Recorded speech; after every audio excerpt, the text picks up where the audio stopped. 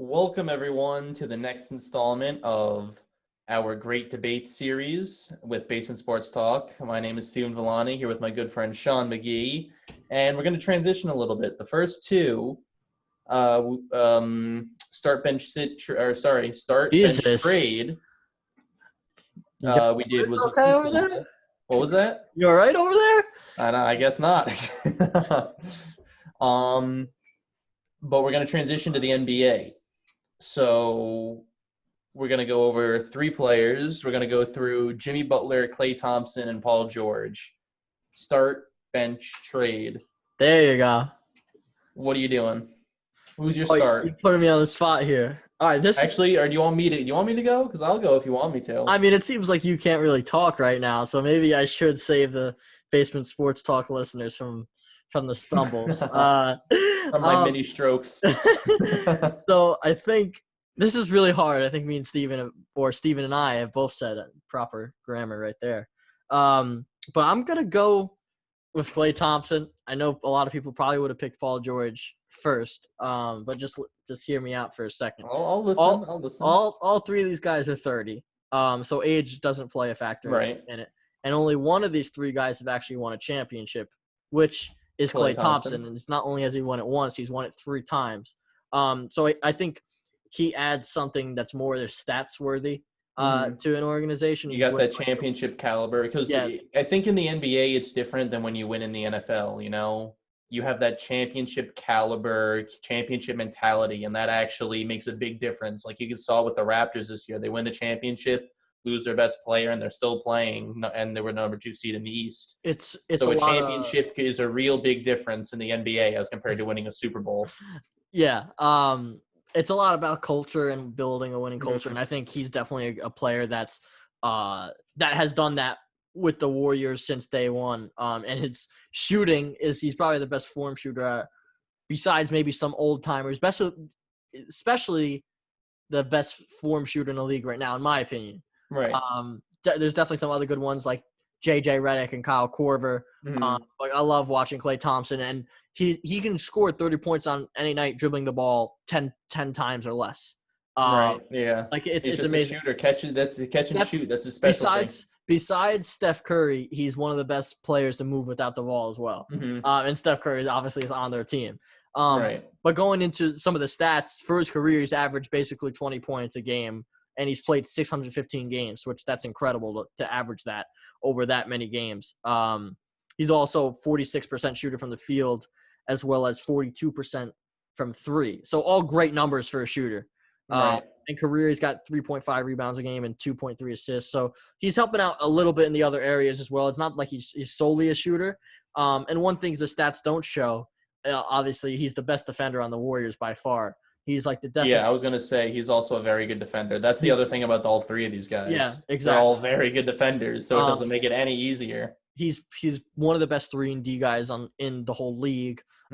Every team the Warriors face, he's always on their best guard, always. He likes to take that challenge while also taking the responsibility to hit open threes and make threes for the team. So just off that reason and the championship atmosphere and the culture that he's built with that team, and obviously it hasn't just been him alone. But I'm going to put him first and start him just because of how much I enjoy watching him and, how much of a winner he is. Right. And I do agree with you. That's tough to not put it as your starter. But like you said earlier at the beginning, where most people would go Paul George, that's where I went with my start. Because I know Paul you too George well. Is just too lethal of a player all around to not be your starter. Klay Thompson is too, don't get me wrong. Paul George has got a little bit of height on him, which in basketball is a huge asset to have. I believe, I don't know the exact measurements, but I believe he also has a longer wingspan, which is also he very probably important. does. He probably does. He's a very solid three-point shooter, and I think he's actually a better mid-range shooter than Klay. Yes and no. I don't know. I think they're very spot on together because, I mean, you give Klay an open mid-range shot or at least like a slightly contested one. I'm going to say he's probably going to make it too. He can do a little more than just shoot threes, but I definitely think driving to the basket and getting contact and creating N1 opportunities or getting players in foul trouble, Paul George is 100% better. Right. And he's a 6'8" point forward essentially who And can handle the ball probably better than Klay also Thompson. what puts him a little bit above Klay is his ball handling ability. Like you said, Klay, Yeah. like, yes, it's very impressive that Klay could score all these points without dribbling, but that's a huge aspect from the guard position that you need to do. And that's something that Klay Thompson isn't necessarily, that's not his strength.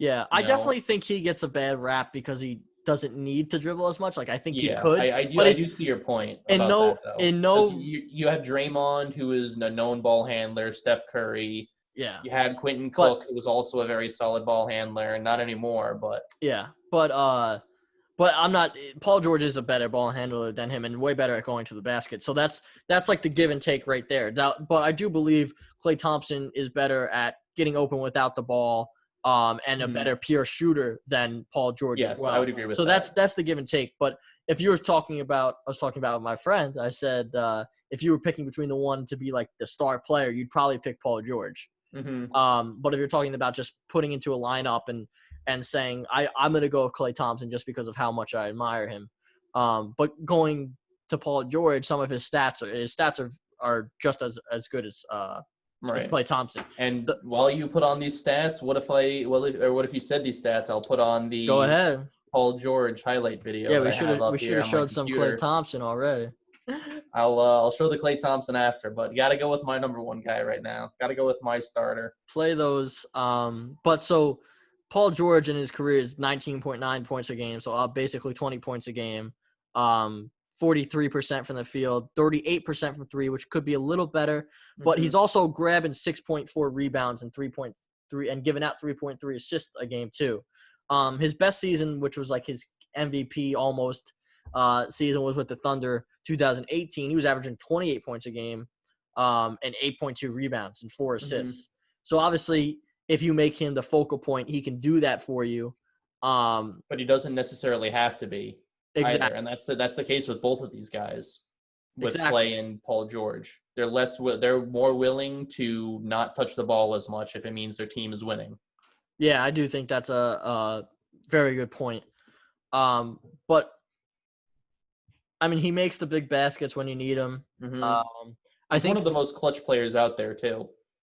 Yeah, I would like to see percentage-wise game-winning shots that he makes and things that. It's not the best. I could tell. Probably not.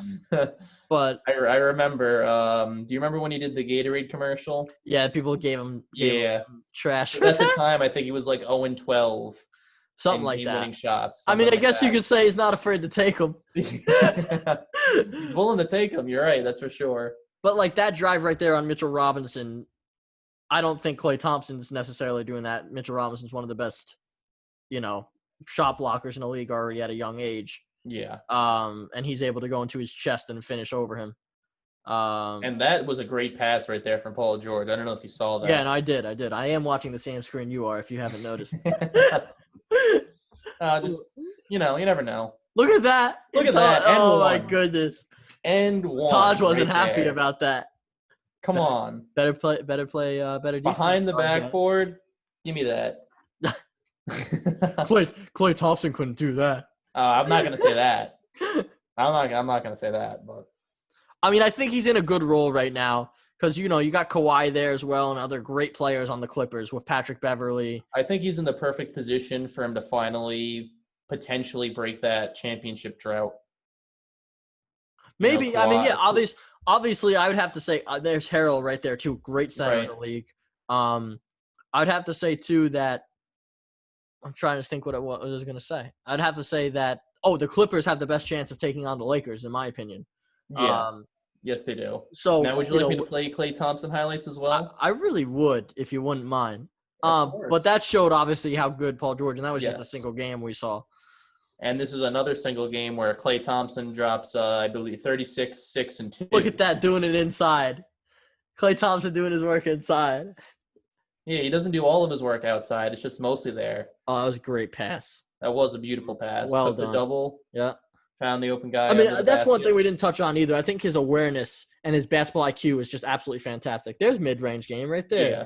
That's really hard to guard. You know, see, when I say Paul George might have a little better mid-range game, I don't mean to say that Clay See, is look at a bad mid-range game at all. but see how his ability to cut off the ball, and he just got a wide open layup off a flex cut, basically getting a side screen. That pass right there is good as well. I mean, it just basketball IQ wise, if you're a basketball coach or things like that, you're like drooling over Klay Thompson because of his decision making and his ability to make shots like this. And if you look, people are so scared on those 2 plays where he had those good assists and found Sean Livingston and I think it was Kevon Looney. They don't want to give him an open 3. Yeah, no, but if you look, he drew 2 players to defend him from the 3-point line. That's what I mean. How lethal he is. That's what I mean when they don't want to give him a good look at 3 because they know exactly. Even off the dribble right there in PJ Tucker's face, and he's one of the better defenders in the league. Mm-hmm. He is. Oh, look at this scrum. Oh, that's lucky. It was James Harden. Why they got James Harden on him now? Wait, give me that 3. That's great. Bang!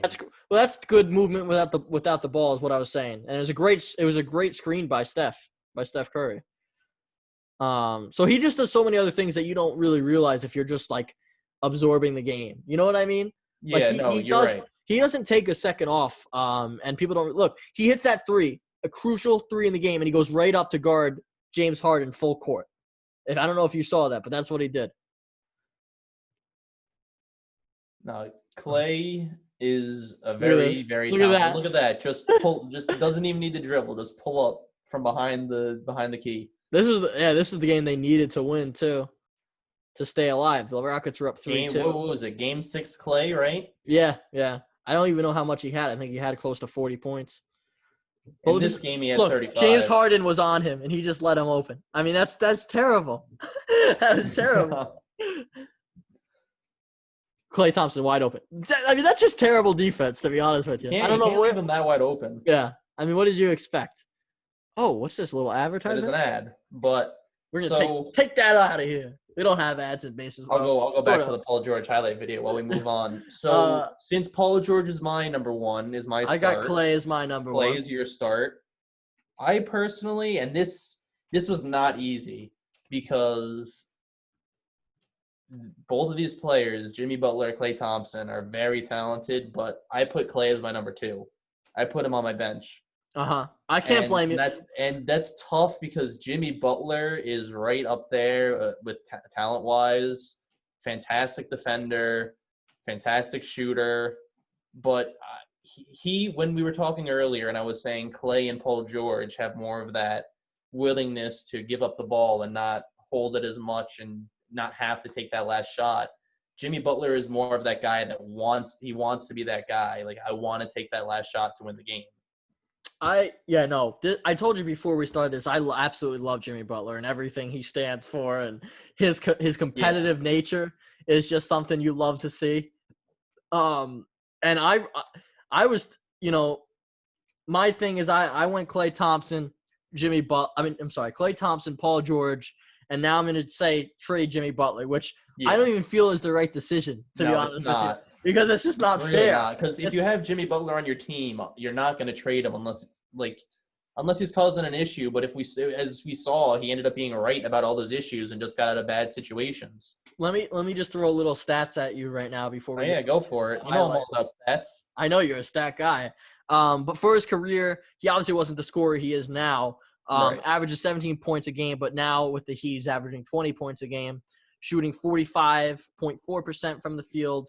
But only this season he hasn't had the best percentage shooting from 3, only 24.8%. So really not good at all, to be honest with you. But for his career, he's a 33.3% shooter from 3. But he also drags in, at least for this year in 2019, 6 rebounds and 6 assists a game. So that's a lot. So you're getting 20 points, 6 rebounds, and 6 assists a game from him. Very consistent, all-around type of player there. And for his career, he's 5 rebounds a game with 3.7 assists. But obviously that's gone up later in his career because he's developed way more of his game than what he was when he was younger on the Bulls. Overall, I love him. He's so scrappy, competitive. He never backs down. We'll be able to see in this upcoming video where he takes on his former team the Philadelphia 76ers. You'll see the toughness in him. He's one of the toughest players you'll ever play against. I feel like if you're in the NBA. I mean, he's just fearless. I feel like he's also a guy that you just love to go up against. And also, he's going to bring also, out the best in you. It's so weird because this is our trade, but we're really praising him. Yeah, I know. Like that usually doesn't happen. But I mean, he's like this group of players is just so hard to choose. Obviously, his 3-point game still needs work. But the funny thing is, he's never afraid to take them. And right. Jimmy's never afraid to take shots late in the game. He's a clutch shooter for sure. And I think that's one thing that goes a little unnoticed about Jimmy too. I mean, he's fearless. It doesn't matter if there's 2 seconds on the clock or if it's the first quarter. I mean, he'll talk shit. Excuse me. He'll talk some smack talk, and he'll back it up with his play too. I mean, he drives it right into Scott right there, and gets an N1. Michael Scott. I like Mike Scott a lot actually. But there you go, driving a dunk. And the thing is, you have to play him honest because if he's driving, he can easily pull up, or he's going really hard to the rim. And he's got a little soccer skills right there too. Oh, he's great. He listens to country music. He's awesome. I mean, he's his own person, which I love too about him. Look at that. That's awesome. That's awesome. Look at that. And one. But he also knows how to win. I mean, he just never. Yeah. He's one of those players that just refuses to lose. That's what you love, and that's why it's so hard to put him on the trade list too, because out of all players in the league, he's one of the most competitive. He's like top 5 most competitive in the league. And I think he makes the teams better that he goes to as well. Oh, 100%. I mean, he pushes you in practice. Like, those are the things you don't see necessarily as fans. You know, how he pushes these guys in practice. I'm positive these players on the Heat, especially the young ones like Tyler Hero and Duncan Robinson, have gotten 100% better playing with him in practice. 100%, yeah. So I think he found a perfect situation for him where he found young guys who were willing to put in just as much work as he is and willing to listen to him and give them the opportunity. He's going to give them the opportunity just like they're going to give him the opportunity to shine. Yeah, and there you go. You see, he's made the last 2 shots for threes, so he can make threes, but I think he just needs to be a little consistently as the other two, though. No, absolutely, he can make them. Obviously, it's something. If he can work on it and get the 3-point percentage more like high 30s. Then we might have. This is a whole different debate because his defense also puts him on a whole nother level. Yeah, that's something we didn't really touch on either, is how good his defense is. I mean, him like Klay Thompson will take their best player and just get him out of the game. Like he never takes a possession off either. Absolutely, he wants the matchup and he wants to show that he's the better player. Oh, what a pass right there too! Bang. Bang! Bang! But yeah, I mean, it's really hard to say we're gonna trade Jimmy Butler. I mean, he's good. And I'll shout out my friend. He knows who he is. He's not gonna be happy that I put Jimmy Butler as the trade on this list. You know, I'm not happy names, I did it. He knows who he is. And when he sees this, he's not gonna be very happy. I put him at the trade spot, and I'm not happy with it. So, I mean, it's hard. I mean, I just love Klay Thompson as a champion. Paul George is all around. It doesn't get much better than that. And then Jimmy Butler's kind of like the last guy in this that it's just like, okay, well, I guess he's got to be third. You kind of just have to put him in your trade spot. It's just too much talent. Which isn't fair at all. Yeah, no, it's not. But like the previous ones, this is our first NBA one. We did 2 NFL ones before this. But yeah, comment, say who do you think is the 3. Tell us if I honestly want you to say you guys are really wrong with Jimmy Butler and he should be number 1. Yeah, that's what I want to say. Tell us what you think. I know my friend who shall not be named, I'm sure, is going to put Jimmy Butler as his number 1, as his start. So you can't blame him, I guess. You can't blame him. I love the guy too. But anyway, thanks for sticking around this long. Great debates. I hope you guys like it. Tell us some other ideas or other things if you like this. If you don't like it. Give us your opinions on this list. If you think we're completely wrong, you think Paul George should be traded, let us know. I don't think we're all ears. Makes sense, but I don't know if it makes sense either, but you know what? You never know. Anyway, comment, follow, do whatever you want. But we'll talk to you guys next time.